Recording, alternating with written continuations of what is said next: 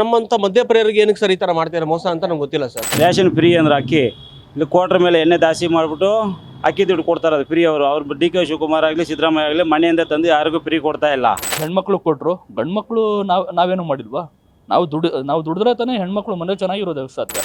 ನಮಗೂ ನನ್ನ bottle free ಕೊಡಲಿ, ಮಂತ್ಲಿ ಫ್ರೀ ಕೊಟ್ಟಲು ನಮಗೂ ಇದಾಗುತ್ತೆ.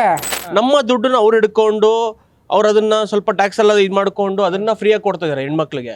ಅದು ತಪ್ಪು ಅನ್ಸುತ್ತೆ ಸರ್. ಎಲ್ಲ ಅವ್ರಿಗೆ ಫ್ರೀ ಕೊಟ್ಟರೆ ನಾವು ಏನು ಮಾಡೋದು? ನೆಕ್ಸ್ಟ್ ಟೈಮಿಂದ ನಾವು ಓಟ್ ಹಾಕಲ್ಲ. ಆವಾಗ ಏನು ಮಾಡ್ತಾರೆ ಅವಾಗ ಗೊತ್ತಾಗುತ್ತೆ. ಸರ್ ಬೀರ್ ಮೇಲೆ 15 ರೂಪಾಯಿ ಜಾಸ್ತಿ ಮಾಡ್ತಾ ಇದ್ದಾರೆ. ಮತ್ತೆ ಇದ್ರ ಬಗ್ಗೆ ತಮ್ಗೇನು ಅನ್ಸುತ್ತೆ? ಲಾಸ್ಟ್ ಸರ್ ಇದು ಮಾಡ್ತಾರೋದು ಸರ್ಕಾರದಿಂದ ಎಲ್ಲ ಇದು ಫ್ರೀ ಅಂತ ಏಮಾರಿಸ್ಬಿಟ್ಟು ಜನಕ್ಕೆಲ್ಲ ಈಗ ಮೋಸ ಮಾಡಿದ್ದಾರೆ. ಈಗ ಕ್ವಾರ್ಟರ್ ಮೇಲೆ ಬಂದು 50 ರೂಪಾಯಿ 60 ರೂಪಾಯಿ ಜಾಸ್ತಿ ಮಾಡಿದ್ದಾರೆ. ಈಗ ಇವ್ರು ಫ್ರೀ ಕೊಟ್ಟಿದ್ದು ಯಾರು ಕೇಳಿದ್ರು? ಇವ್ರು ಫ್ರೀನ ಯಾರಿಗೆ ಕೇಳಿಲ್ಲ. ಇವ್ರು ಫ್ರೀ ಬೇಕಂತ ಲೈಟ್ ಬಿಲ್ಲು ಫ್ರೀ ಕೇಳಿಲ್ಲ. ಇನ್ನು 200 ಯೂನಿಟ್ ಫ್ರೀ ಅಂದ್ರೆ 30 ಯೂನಿಟ್ ಫ್ರೀ ಕೊಡ್ತಾ ಇದ್ದಾರೆ. ಕಮರ್ಷಿಯಲ್ಗೆ 8 ರೂಪಾಯಿ ಮಾಡಿದ್ದಾರೆ ಒಂದು ಯೂನಿಟ್ಗೆ. ಅವ್ರ ಹತ್ರ ಕಿತ್ಕೊಂಡು ನಮಗೆ ಕೊಡ್ತಾ ಇದ್ದಾರೆ ಮನೆಗೆ. ರೇಷನ್ ಫ್ರೀ ಅಂದ್ರೆ ಅಕ್ಕಿ ಇಲ್ಲಿ ಕ್ವಾರ್ಟರ್ ಮೇಲೆ ಎಣ್ಣೆ ದಾಸಿ ಮಾಡಿಬಿಟ್ಟು ಅಕ್ಕಿ ದುಡ್ಡು ಕೊಡ್ತಾರೆ. ಅದು ಫ್ರೀ ಅವ್ರು ಡಿ ಕೆ ಶಿವಕುಮಾರ್ ಆಗಲಿ ಸಿದ್ದರಾಮಯ್ಯ ಆಗಲಿ ಮನೆಯಿಂದ ತಂದು ಯಾರಿಗೂ ಫ್ರೀ ಕೊಡ್ತಾ ಇಲ್ಲ. ನಮ್ದು ಕಿತ್ಕೊಂಡು ನಮಗೆ ಅವ್ರು ಫ್ರೀ ಕೊಡ್ತಾ ಇರೋದು.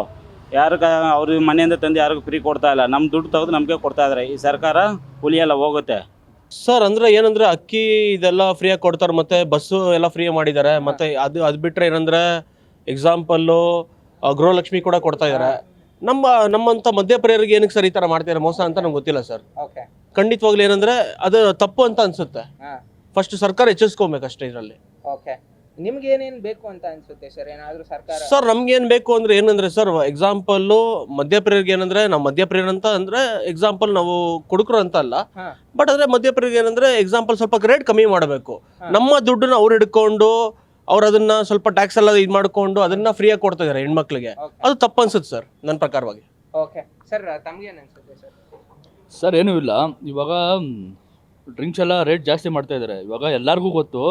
ಅಂದರೆ ಏನಂದರೆ ಒಂದು ಎಣ್ಣೆಯಿಂದನೇ ಗೌರ್ಮೆಂಟ್ ನಡೀತಾ ಇರೋದಂತ ನಿಮಗೆಲ್ಲ ಗೊತ್ತು, ಎಲ್ಲರಿಗೂ ಗೊತ್ತದು.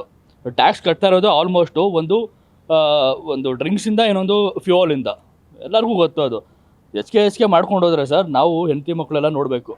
ಓಕೆನಾ? ಎಲ್ಲ ನೋಡಬೇಕಾಗತ್ತೆ ನಾವು. ಅದೆಲ್ಲ ಬಿಟ್ಟು ನಾವು ಒಂದು ರಿಲ್ಯಾಕ್ಸ್ ಮಾಡಬೇಕು ಅಂದ್ಬಿಟ್ಟು ಒಂದು ಬಾರ್ ಬರ್ತೀವಿ. ಅದೇ ರೀತಿ ಅವ್ರು ಗೌರ್ಮೆಂಟು 10, 15, 20% ಮಾಡ್ಕೊಂಡು ಹೋದರೆ, ಇವಾಗ ನಾನು ಒಂದು ಟೈಮಲ್ಲಿ ಎಣ್ಣೆ ಡ್ರಿಂಕ್ಸ್ ಮಾಡಬೇಕಾದ್ರೆ ಒಂದು ಬಿಯರ್ ಬೆಲೆ ಇದ್ದಿದ್ದು 35ರಿಂದ 40 ರೂಪಾಯಿ ಇತ್ತು. ಇವಾಗ ಒಂದು ಬಿಯರ್ ಬೆಲೆ, ಒಂದು ಸಾಮಾನ್ಯ ಮನುಷ್ಯ ಒಂದು ನಾರ್ಮಲಾಗಿ ಒಂದು ಬಿಯರ್ ಬೆಲೆ ತೊಗೋಬೇಕಂದ್ರೆ 100ರಿಂದ 150 ರೂಪಾಯಿ ತನಕ ಬೇಕಾಗತ್ತೆ. ಅವ್ರು ಸಾಮಾನ್ಯದವ್ರು ಅವರೇ 150 ರೂಪಾಯಿ ಹಾಕಬೇಕಂದ್ರೆ ನಾವು ಸ್ವಲ್ಪ ಬೇರೆ ಥರನೇ ತೊಗೋತೀವಿ. ಹಾಗಾದರೆ ಅದಕ್ಕೆ ನಾವು ಅದ್ರ ಜೊತೆ ಬರೀ ಸೈಡ್ ಡಿಶ್ ಇದು ಎಲ್ಲ ಇರುತ್ತೆ ಸರ್. ಹೆಚ್ಚಿಗೆ ಮಾಡ್ಕೊಂಡು ಹೋಗೋದಲ್ಲ. ನಾವು ಡ್ರಿಂಕ್ಸ್ ಮಾಡ್ತೀವಿ ಅಂತಲ್ಲ, ಅದು ಕೆಟ್ಟದ್ದು ಒಳ್ಳೆಯದು ಪ್ರಶ್ನೆ ಬರೋಲ್ಲ ಸರ್. ಯಾಕಂದರೆ ಪುರಾತನ ಕಾಲದಿಂದನೂ ಇದೆ ಮಧುಪಾನ ಅಂತ ಹೇಳ್ತಾರೆ ಅದನ್ನು. ಓಕೆನಾ? ಎಲ್ಲ ದೇವರು ಯೂಸ್ ಮಾಡಿದ್ದಾರೆ, ಎಲ್ಲ ಥರನೂ ಮಾಡಿದ್ದಾರೆ. ದೇವರು ಅಂತ ಹೇಳೋಕ್ಕೆ ಹೋಗಲ್ಲ, ಅವಾಗಿಂದನೂ ಇದೆ, ರಾಜರ ಕಾಲದಿಂದನೂ ಇದೆ.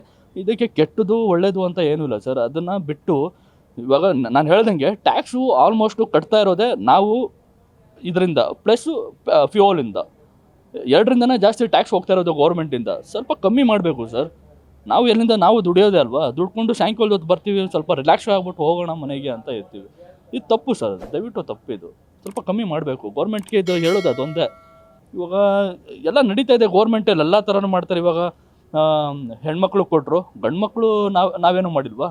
ನಾವು ದುಡಿದ್ರೆ ತಾನೇ ಹೆಣ್ಮಕ್ಳು ಮನೆ ಚೆನ್ನಾಗಿರೋದಕ್ಕೆ ಸಾಧ್ಯ.